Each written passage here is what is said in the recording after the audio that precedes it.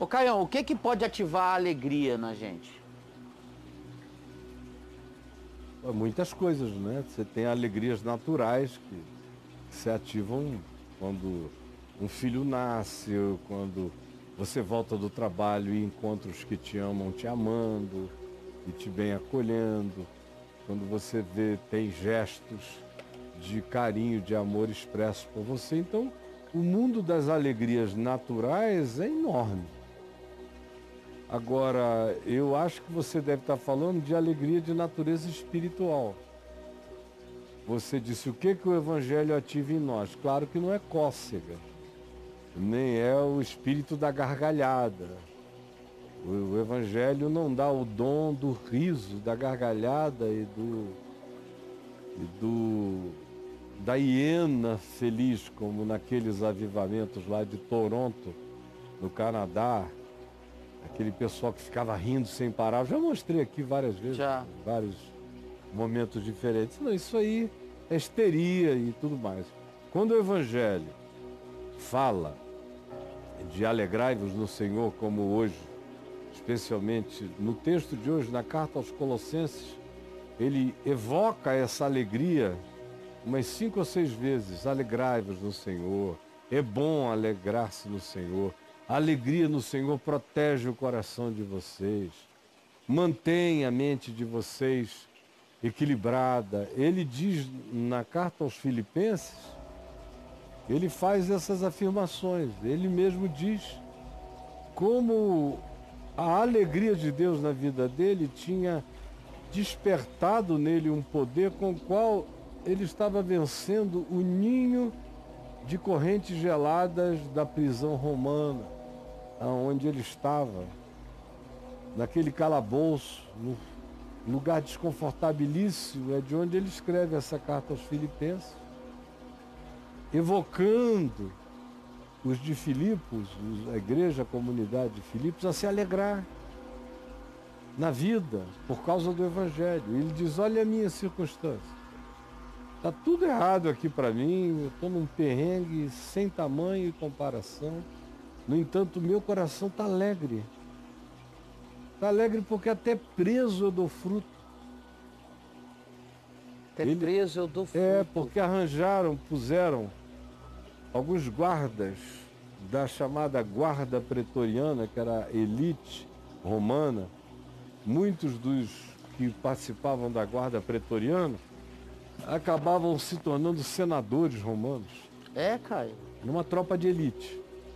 E ele foi entregue a um desses grupos da guarda pretoriana para ser cuidado. Aí os caras iam lá, ficavam ali em pé, olhando para ele o dia e a noite toda, em rodízio.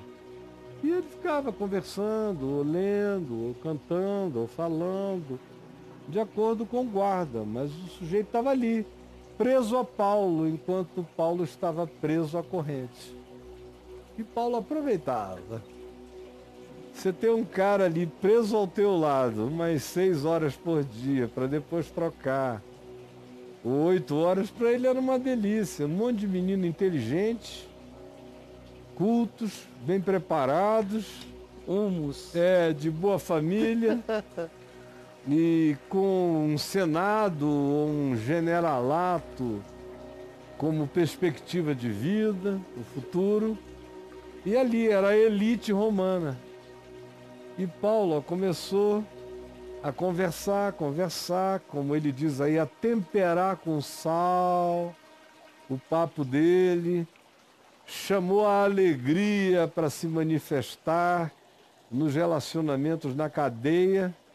E ao final dessa carta aos Filipenses, ele diz o seguinte: os da casa de César vos saúdam. Ou seja, dentro da corte do imperador, um monte de gente estava se convertendo. E já foi ali? Foram botar um cara radioativo. Radioativo? Radioativo. Paulo era um cara radioativo. Ele não só estava ativado, mas o rádio do Evangelho nele era contaminante. Paulo 157. Pais e irmãos, que as minhas prisões tem contribuído muito para a expansão do Evangelho e para o ativamento, para o despertamento da fé, da ousadia, da intrepidez alegre no coração dos irmãos. E a alegria, segundo o Evangelho, é um fator ultra circunstancial. Essa alegria que é produzida por circunstâncias é a alegria natural. Acontece com um cachorro, se você jogar um osso para ele. Acontece com um cavalo, se você o colocar na frente de um capim fresco. Ele vai ficar feliz. Claro. Acontece com um macaco, se você der banana para ele. Acontece com qualquer um, se você atender a demanda, a necessidade ou o instinto. Sim. Agora, a alegria no Evangelho, ela é contra-intuitiva. Porque é daquele tipo, ainda que a figueira não floresça, nem haja fruto na vide, e o produto da oliveira mente, e os campos não produzam mantimentos, todavia eu me alegro no Senhor, no Deus da minha salvação. A alegria aí. Ela é ultra circunstancial. Fantástico. Ela não anda na intuição do fluxo natural. Ela é algo que se cria em nós como uma decisão em fé. A alegria é uma decisão em fé. Eu vi isso muito na vida do meu pai. A Adriana imita papai toda hora, quase todo dia. Às vezes ele ouvia uma coisa assim que não era boa. Ele ficava calado, processava.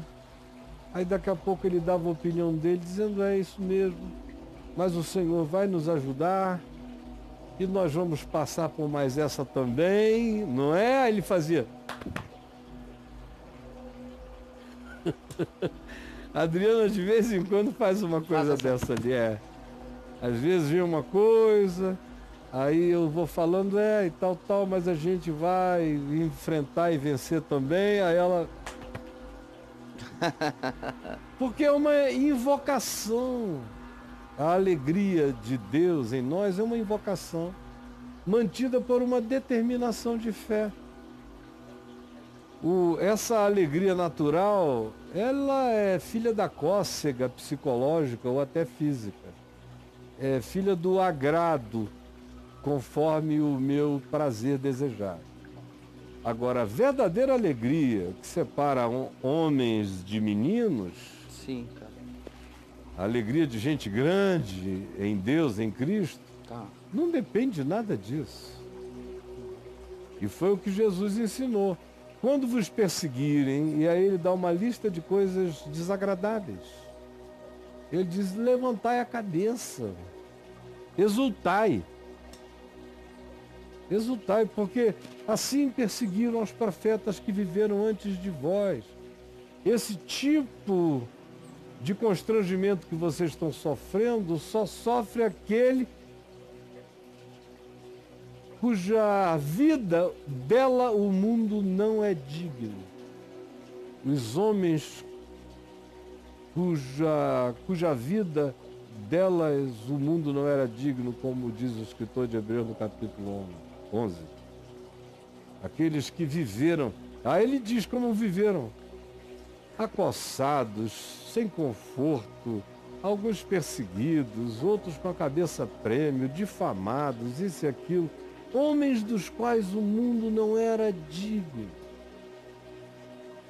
E a lista que ele dá para trás, não tem ninguém que você conheça que tenha caído no chão gargalhando de euforia. Foram pessoas alegres enquanto lágrimas derramavam. Alegres na sua decisão de enfrentarem qualquer luta, qualquer exército, qualquer adversidade, qualquer circunstância, porque Deus era com eles. E é por isso que se diz, a alegria do Senhor é a nossa força, lá no Salmo 84. E é por isso que Jesus, em Mateus, no capítulo 21, se eu não estou enganado, quando ele chega ao templo, e trazem a ele doentes, já no fim do ministério, da vida dele. Trazem adultos doentes, isso, aquilo, outro, ele cura todos. E no meio disso as crianças aparecem cantando Hosana, Hosana, aquele que vem em nome do Senhor. Aí as crianças são repreendidas e Jesus repreendido por não repreender as crianças. Aí Jesus cita o Salmo e diz: porventura nunca lestes? Porventura nunca ouvistes?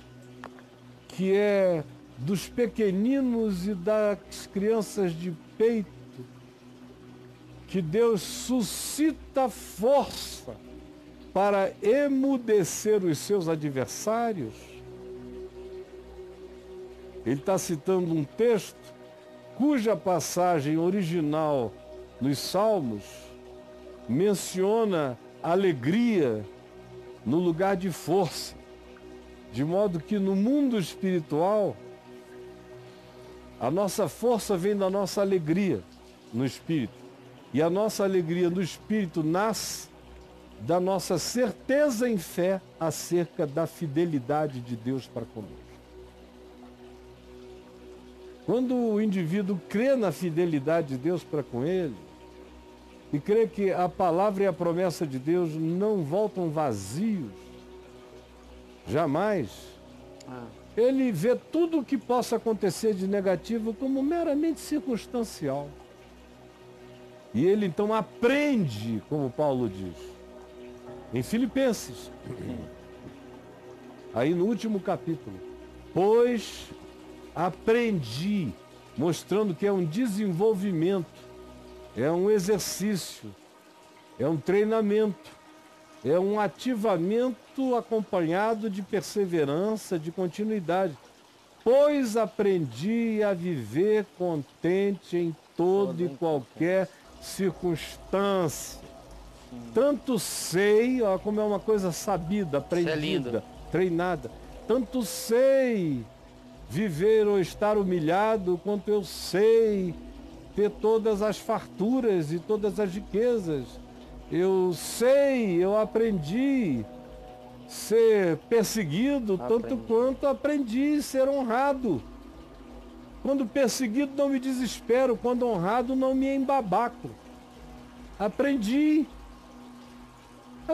que as coisas vêm, que as coisas vão e que o contentamento fica. Quando você está ancorado nas coisas que não passam, que não são circunstanciais. Às vezes eu vivo momentos, por exemplo, o ano passado foi um ano muito ruim. Aquele ano político, horroroso, nojento, feio. Ruim demais. E um ano porco, espiritualmente falando, asqueroso, de ódios, de Da contenda. toda coisa do inferno se abriu. E muita ofensa, muita infâmia, muito horror. Eu é que tenho a minha casca, graças a Deus, eu sobrevivi ao meteoro que caiu lá no Golfo do México. Estou até hoje aqui. Sei, cara. Eu não estou sentindo nada, mas estou vendo tudo. E eu falei, não, é só esperar. O pessoal aqui preocupado, ele espera. A gente já passou por coisas piores no passado. Vamos passar por mais essa.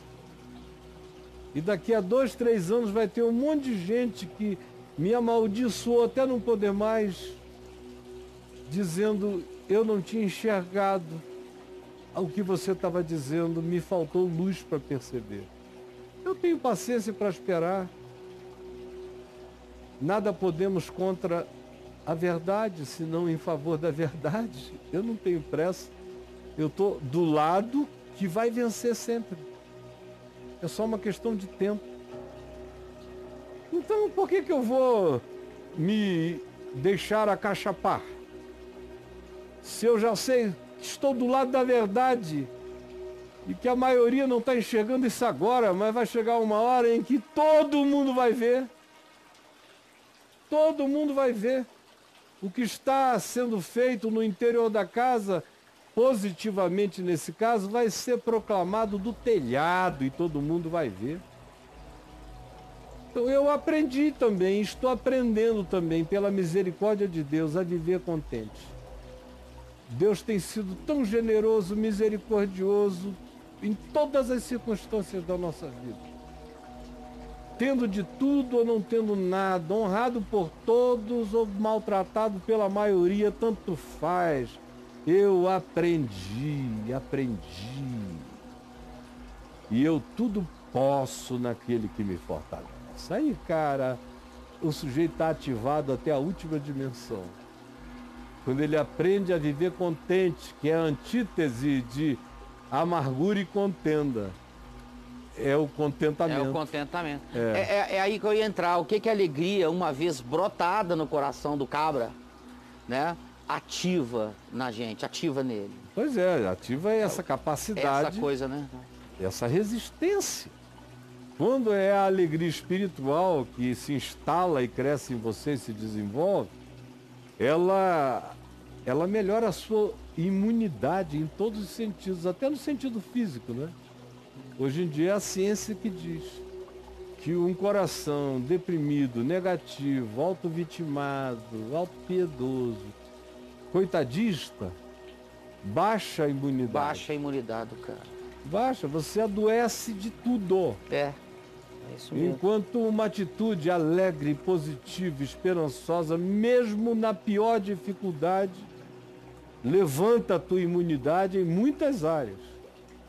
Você pode até gripar, mas você vai ter uma humanidade bem forte quanto a te proteger de outras coisas, de depressões, de pânicos, de medos, de outras angústias que nos assomando, nos adoecem e até nos matam.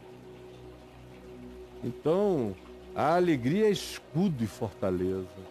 Essa alegria espiritual, ela é capacete de salvação na nossa cabeça. Existe diferença, Caio, entre alegria e felicidade?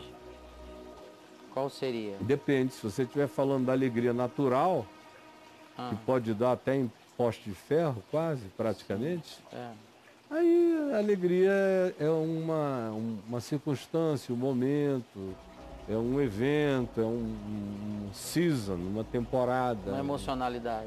Estou namorando uma mulher gostosa, estou tão alegre. Tô ligado. Mas no dia que ela deixar de ser gostosa, ou virar outra coisa, ou deixar, aí a alegria dele acaba. Agora, quando a alegria é espiritual, você se alegra com coisas naturais também. Mas a tua alegria não está condicionada aos prêmios naturais da existência. Ela se ativa para existir mesmo contra a existência. Que é o caso de Abraão, que esperou com esperança contra a esperança. Creu contra a própria esperança. Creu contra a circunstância. Creu contra a evidência imediata.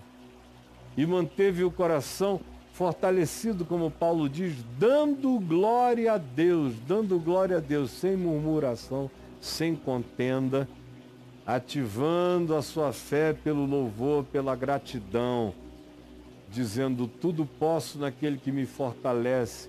E crendo nisso, aprendendo o contentamento que viaja com você mesmo enquanto você chora. Porque a felicidade em Jesus, o Macários, sobre o qual já falei tanto aqui, bem-aventurado, em Jesus, o cara é feliz, humilde de espírito, é feliz enquanto chora, é feliz enquanto se contém e não solta os cavalos como um homem manso. É feliz enquanto tem o trabalho de ficar dizendo, não, fulano, não, para com isso, fazendo pazes entre os filhos irreconciliados e zangados, está ali no meio sempre fazendo ponte. É um trabalho que tem muita gente que foge dele, mas o homem e a mulher do mundo espiritual, da dimensão do Evangelho, são felizes construindo pontes e o coração deles alcança galardão interior extraordinário quando ele vê os que não estavam reconciliados se reconciliarem de novo. Bem-aventurados os perseguidos por causa da justiça. Bem-aventurados quando mentirem tudo contra vocês e vocês estiverem só andando no meu caminho. Então, no Evangelho, a verdadeira felicidade está para além da alegria constatável como prêmio natural de qualquer coisa agradável. A felicidade, segundo o Evangelho, cai nessa categoria. Ultra circunstancial, tudo no Evangelho é ultra circunstancial. Se o Evangelho fosse só circunstancial, ele era só uma filosofia positiva. E humanamente cheia de bondade, de generosidade, de apelos carinhosos. Mas o que faz do Evangelho algo que está para além desta ordem de coisas é a loucura da fé. Cara, não adianta, sem fé você pode tentar praticar o Evangelho como mandamento de sabedoria, mas não vai dar em nada. Não vai dar em nada. Eu fico vendo às vezes aí os meninos esforçados, querendo praticar o Evangelho, mas não praticam, não pegam no ganzê, não pegam no ganzá. O cara tem que pegar no ganzê, meu irmão. Com fé. Por exemplo, quando uma pessoa está deprimida, não é necessariamente porque ela não tem fé. Existem depressões de natureza orgânica.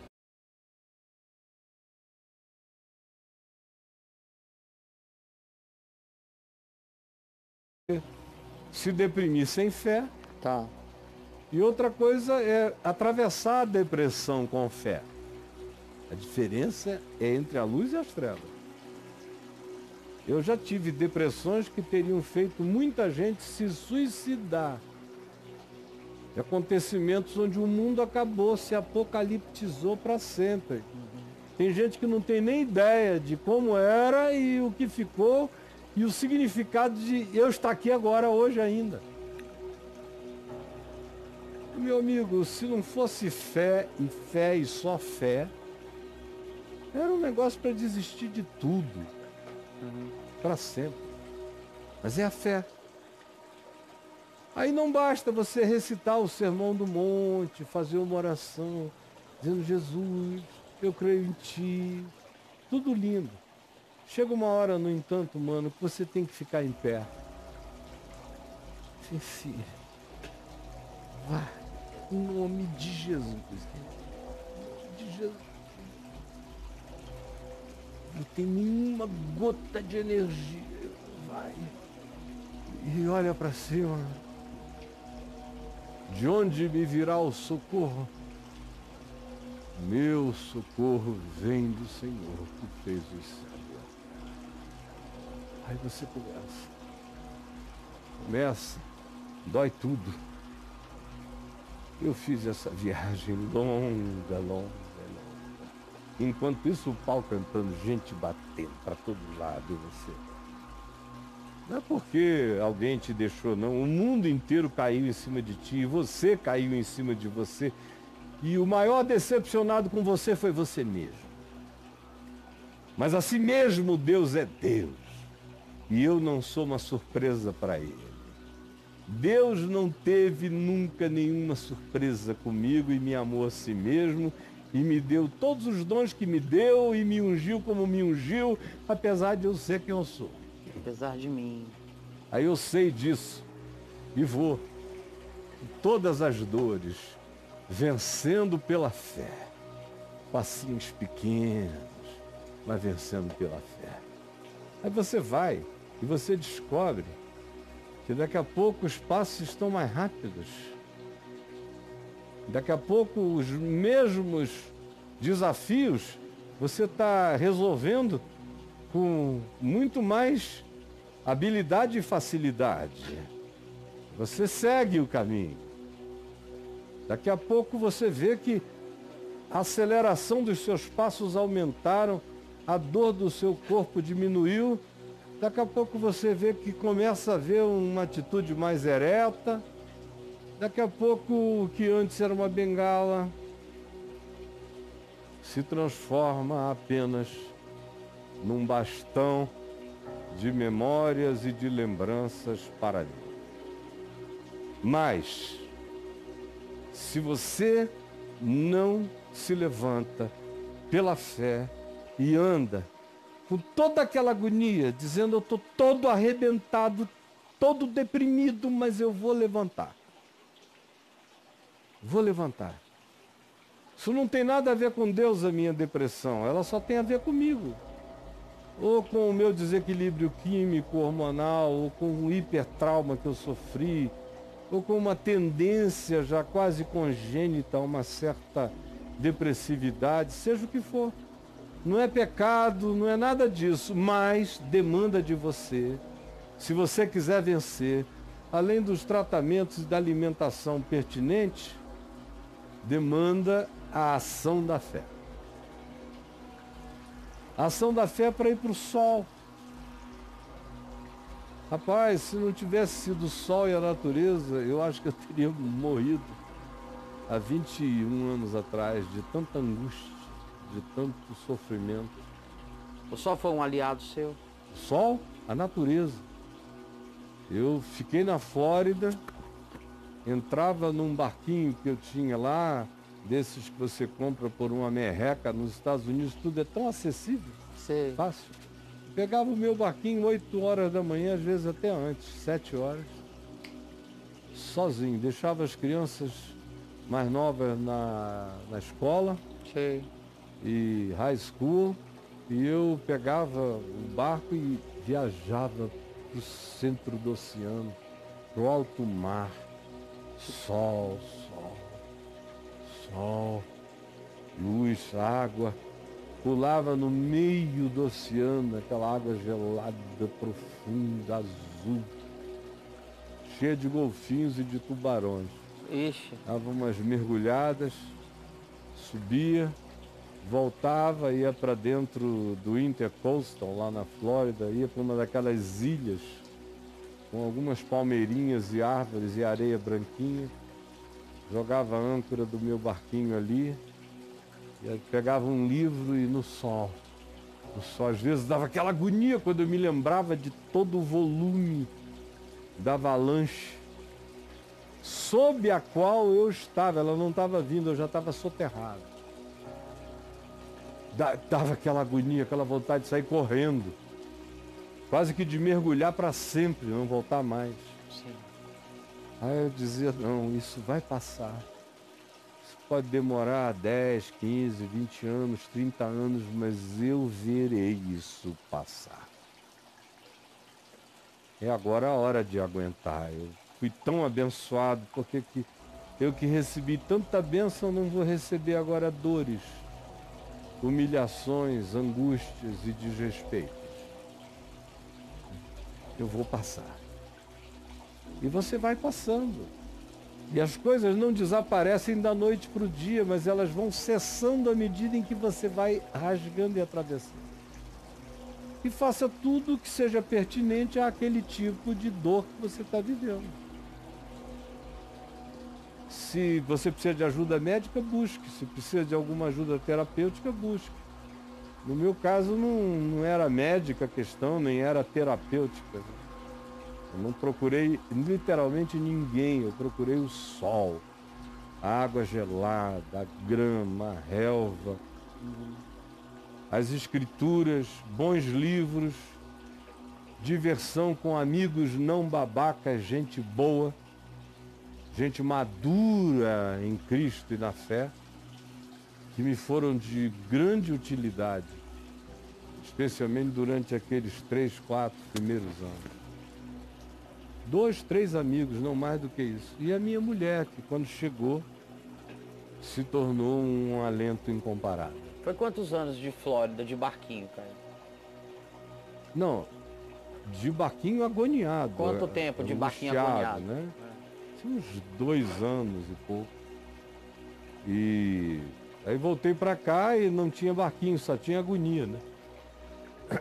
Caí na besteira de ir morar em Niterói de volta, onde eu tinha morado a vida inteira, então eu não podia nem andar na rua, porque onde eu passava todo mundo me conhecia.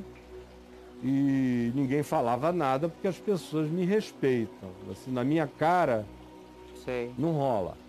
Não rola. Rola pelas costas, para todo Mas lado. rolava uma fofoquinha. Fofoquinha não, brother. Era uma fofoca que saía na coluna do Globo. Sei. Caio Fábio estava com sua amante no lugar tal. Caio Eita. Fábio não sei o que e tal. Então não era fofoquinha. Não era fofoca. E Era Fofó News. e do ponto de vista político era no Jornal Nacional. Dossiê Caimã. E na Folha de São Paulo, no Estado, no Globo, no JB da época, em todas as redes de TV, especialmente na Record, que era do Macedo, e aproveitou para arrancar Chicoteou, legal. todas as minhas unhas, assim, ao vivo. Lenhou. Lenhou, legal. Legal. E você ou vira homem ou morre menino. Aí você ficou em Niterói quanto tempo? Aí eu fiquei mais 2 anos em Niterói. Então foi 2 na Flórida e 2 em Niterói? Não, na Flórida 2 angustiados. Na Flórida eu fiquei 5. Ah, tá. Não vamos misturar as datas para ninguém entender errado. Tá certo. Aí depois mudei para Copacabana com a Adriana. E de Copacabana, depois de 4 anos e meio em Copacabana, eu vim para Brasília. E quando eu cheguei aqui, eu já cheguei com o processo quase saindo dele já, dentro de mim. Fora de mim, não. Fora de mim até hoje. Tem gente Tá. dizendo que eu sou o anticristo, o original, né? Original. Porque tem alguns meninos aí que falam, me chamaram de anticristo, mas não com o peso do original, que é um cara que, do ponto de vista religioso, estava sentado nos mais elevados lugares e eles entendem que tudo que eu fiz foi contra Deus. E de propósito, assim, querendo fazer mesmo.